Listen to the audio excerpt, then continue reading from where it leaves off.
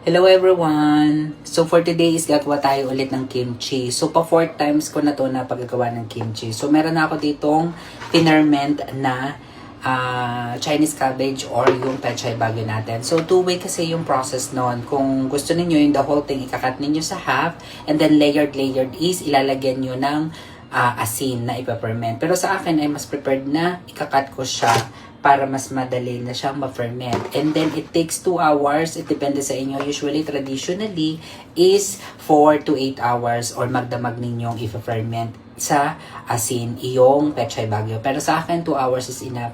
Okay na yon. And then, habang ako naghihintay ng, ito na-rinse ko na, ng 1 hour na dried ko na siya, na strain ko na dito. So, nag-cut na po ako ng spring onions, and then, nitong carrots. Yan. So, ikat nyo lang po ng diagonally or julienne cut ang inyong gagawin.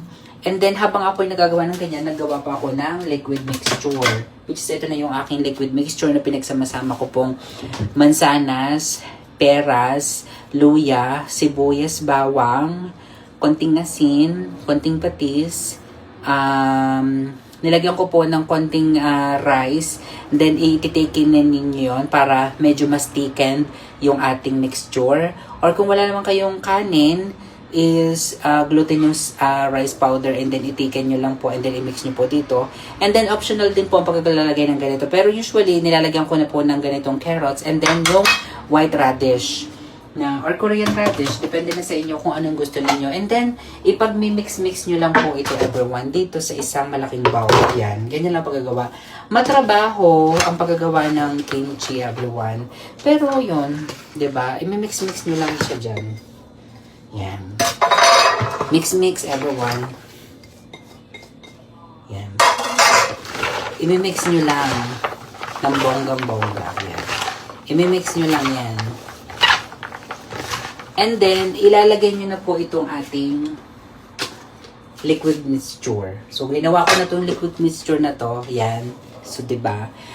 Korean powder, and then, bell pepper powder, chili flakes powder. Depende sa inyo kung gaano kadami ang inyong ilalagay na paanghang. So, sa akin, tama lang yung anghang. Kasi ayoko naman na sobrang anghang. Kasi gusto ko naman yung nakakain ko. So, ayun. Lalagay nyo lang yan ng bongga dyan.